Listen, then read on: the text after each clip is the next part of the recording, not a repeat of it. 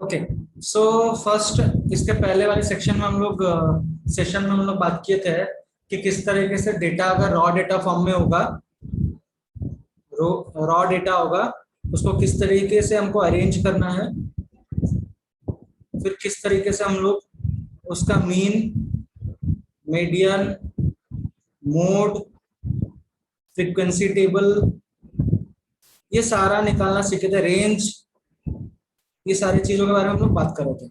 अब अरेंज करके रिप्रेजेंट किए टेबल में, अरेंज करके हम उसका रिप्रेजेंटेशन किए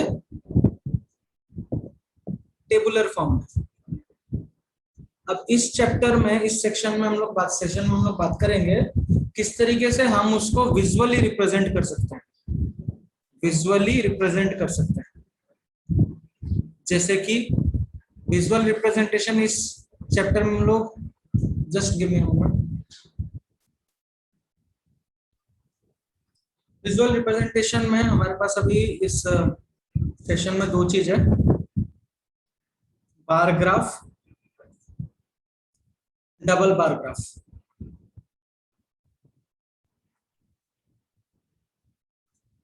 ठीक है, एग्जांपल लेते हैं। ये नेम ऑफ स्टूडेंट, ये marks secured in maths.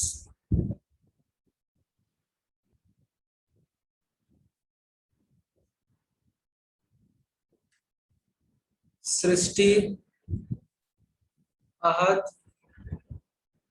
Divyam, Bhavyajeet, Bhavyajeet, Rahul. Total marks 50 था, उसमें से सृष्टि का रहा 40, आज 35, ये 45, ये 40, राहुल 45। ठीक है। अब ये तो डेटा हमको मिल गया टोटल कि क्लास में कौन कितना मार्क्स रखा हुआ था, और इसको हम लोग टेबल में भी डाल लिया। लेकिन क्या अब ये टेबल अरेंज्ड है बोल सकते हैं क्या? नहीं, अगर मार्क्स के हिसाब से डालते हैं, सबसे छोटा सबसे पहले, फिर बड़ा नीचे डालते, अरेंज करते हैं अगर असेंडिंग ऑर्डर में, तब बोलते हैं कि टेबल अरेंज्ड है।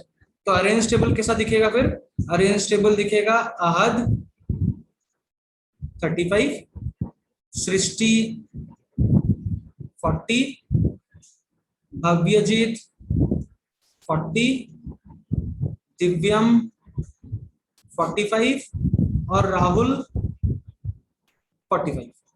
ठीक है। अब इस सेम चीज को हम लोग ग्राफ में कैसे रिप्रेजेंट करेंगे? तो हमको एक नोटबुक में ग्राफ मिलता है, ऐसे ग्राफ पेपर मिलता है। ग्राफ पेपर में ऐसे स्क्वायर्स होंगे, है ना? अगर मैं हर एक स्क्वायर को पिक करूं, सपोज मान लो ये एक स्क्वायर को मैं पिक कर रहा हूं, तो इसमें देखना इस तरीके से 10 सेक्शन होगा, 1 2 3 4 5 6 7 8 9, ये हो गया। बीच वाला लाइन थोड़ा सा डार्क होगा, सिमिलरली इधर भी 1 2 3 4 5 6 7 8 9, उस तरीके से ये बीच वाला थोड़ा सा डार्क होगा। हो गया। हर एक स्क्वायर सेक्शन को इस तरीके से डिवाइड किया, इसको एक 1 यूनिट कहा जाता है, इस टोटल को 1 यूनिट कहा जाता है। अब क्या करना है, हमको इसको इसमें रिप्रेजेंट करना है। तो मैं नेक्स्ट पेज में थोड़ा जा रहा हूं समझाने के लिए कि हम लोग इस तरीके से दो लाइंस ड्रॉ करेंगे। ये हमारा एक्स एक्सिस है, ये हमारा वाई एक्सिस है। ठीक है। और यहां लिखेंगे कि अपना कितना मार्क्स है, टोटल मार्क्स 50 है। तो अगर हम लोग हर स्मॉल जो डब्बा था, जो स्मॉल स्क्वायर था, हर स्मॉल स्क्वायर को अगर हम लोग 5 यूनिट्स लेंगे, 5 मार्क्स लेंगे, तो अपना 9 बॉक्सेस, 10 बॉक्सेस में 50 खत्म होगा। कितना हो रहा है? 1 2 3 4 5 6 7 8, मतलब ये अगर 5 है तो नेक्स्ट बॉक्स 10 होगा, 15, 20, 25, 30, 35, 40, 45, 50। अपनों के लिए ऐसे लाइंस डालना है, ये जो लाइन में डाला हूं ना ऐसे ही डालना है। मैं तुमको बस रिप्रेजेंट करने दिखा रहा हूँ कि कैसा ग्राफ में दिखेगा। ठीक है, हो गया। अब सिमिलरली ये एक बॉक्स छोड़ देंगे हम लोग, एक या दो बॉक्स जैसे मर्जी, एक बॉक्स छोड़ दिए हम लोग। उसके बाद एक यूनिट बॉक्स लेंगे, और पहला स्कोर किसका था? पहला था आहद का। आहद कितना रखा था? 35 रखा था। तो 35 कहाँ है? यहाँ है। तो इस तरीके से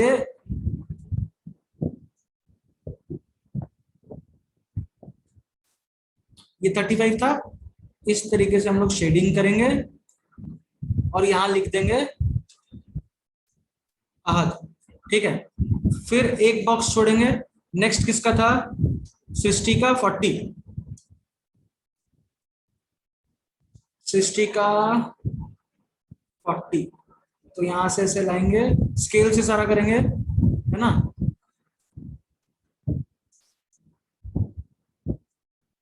और इसको फिर ऐसे शेडिंग पेंसिल से कर लेंगे। फिर एक बॉक्स छोड़ेंगे। नेक्स्ट किसका था? दिव्यम का 45, दिव्यम का 45 यहाँ है, दिव्यम का 45।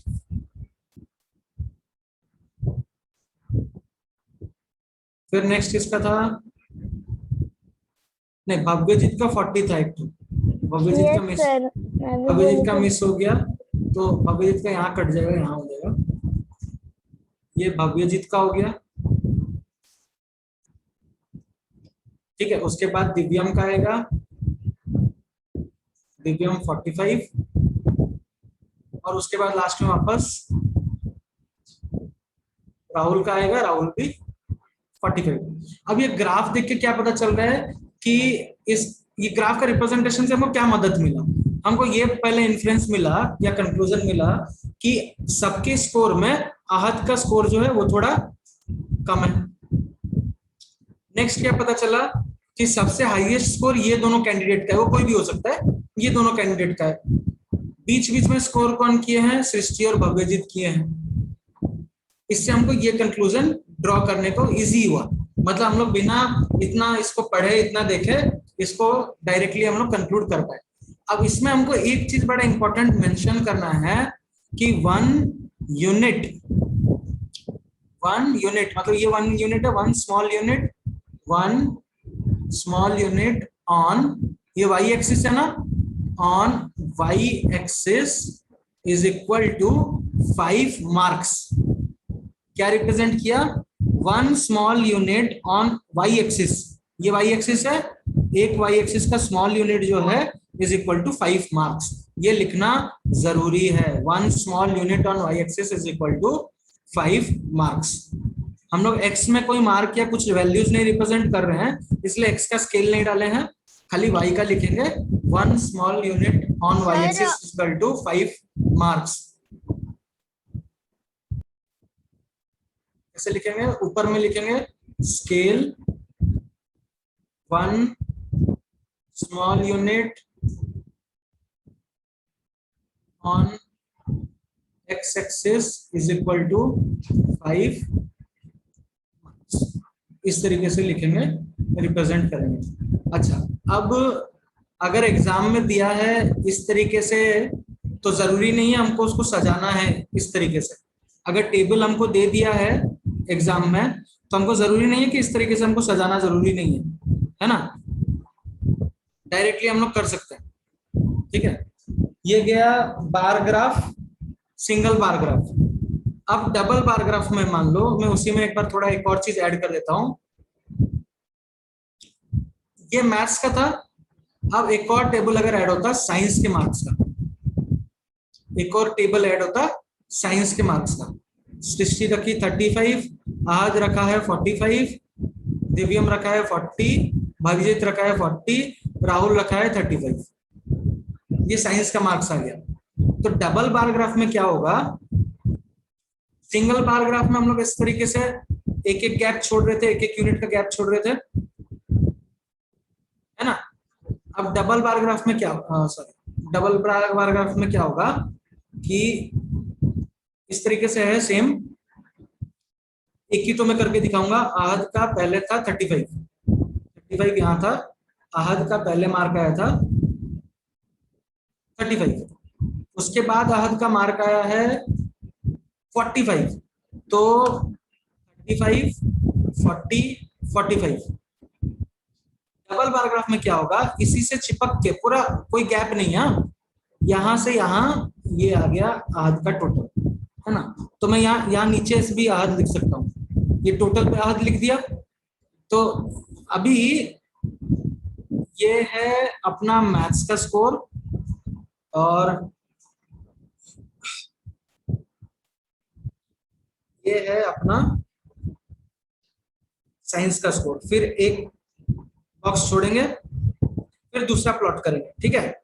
अच्छा, अब मैं इसमें क्या बता रहा हूं, हमको ये ऊपर बताना है, ऐसे बॉक्स बनाएंगे एक तो, किस तरह का शेडिंग हो रखा है, इस तरह का शेडिंग हो रखा है, इसको लिखेंगे मैथ्स, और फिर दूसरा शेडिंग कैसा है, दूसरा इस तरह से शेडिंग हो रखा है, इसको लिखेंगे साइंस।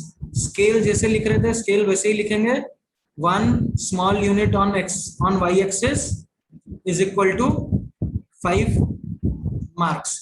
डबल पैराग्राफ और सिंगल पैराग्राफ में क्या डिफरेंस है, सिंगल पैराग्राफ में एक ही स्कोर लिख रहे थे या एक ही वैल्यू लिख रहे थे, उसके बाद एक एक बॉक्स का गैप दे रहे थे स्मॉल यूनिट का।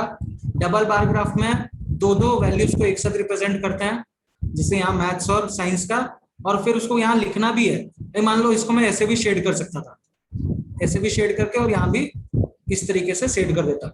दोनों अलग अलग चीज है बोल के पता चलना चाहिए, और वो दोनों अलग अलग क्या चीज है वो भी तुमको यहाँ पे मेंशन करना है, ठीक है। एक जरा सा और चीज मैं भूल गया यहाँ पे तुमको इस तरीके से मार्क्स लिखना है, मार्क्स एरो, इस तरफ स्टूडेंट्स एरो, ठीक है। इधर मार्क्स एरो, इधर स्टूडेंट्स एरो।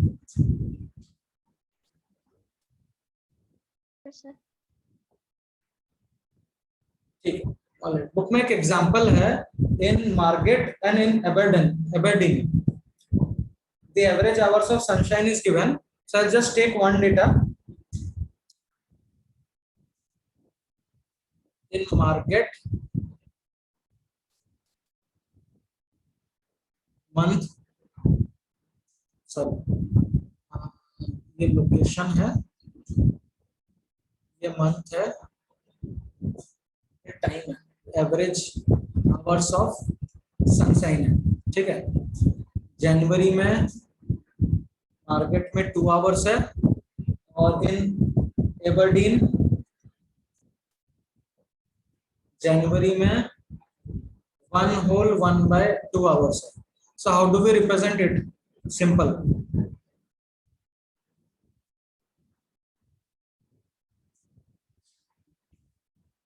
इस तरफ आवर्स दिखाएंगे, एवरेज आवर्स ऑफ सनशाइन इधर दिखाएंगे, इस तरह हम लोग दिखाएंगे मंथ्स, है ना। पहला एक बॉक्स छोड़ेंगे, क्या लेंगे अपना, देखते हैं टोटल हाईएस्ट कितना है, स्मॉलेस्ट कितना है। हाईएस्ट है अपना टोटल डेटा में, देखो हाईएस्ट है 8, हाईएस्ट है 8 hours is highest. So what we can do, we can take each small unit as 1 hour, each small unit has 1 hour we can take, so 1 hour, 2 hour, 3 hour, 4 hour, 5 hour, 6 hour, 7 hour, 8 hour is the maximum, so 8 hour। अब जनवरी में, यहाँ मान लो मैं जनवरी लिखता हूँ, जनवरी में market में कितना था, 2 आवर्स था, मतलब यहां से यहाँ इतना था, और उसी में एबरडीन में कितना था, 1 whole 1/2, मतलब 1 पूरा और 2 का आधा, 2 का आधा मतलब यहाँ पे, तो ये आ गया अपना एबरडीन। मैं क्या करूंगा, मैं इस तरीके से 2 बॉक्सेस वापस लूंगा, मेरा मर्जी कैसे भी किसको शेड कर सकता हूँ। मान लो मैं इसको ऐसा शेड कर रहा हूँ, इसको मैं ऐसा शेड कर रहा हूँ, ये मेरा मार्केट का है और ये मेरा एबरडीन का है।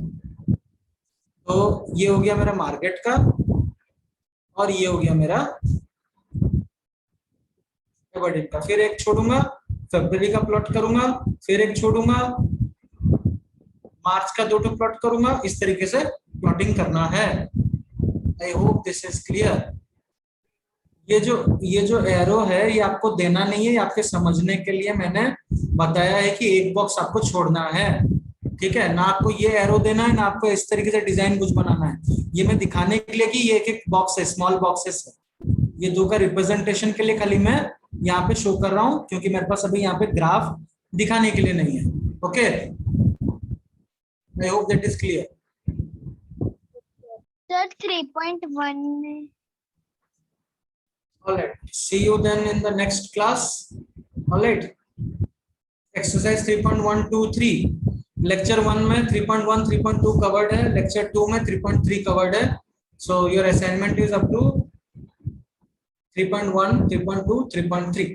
Bye, take care.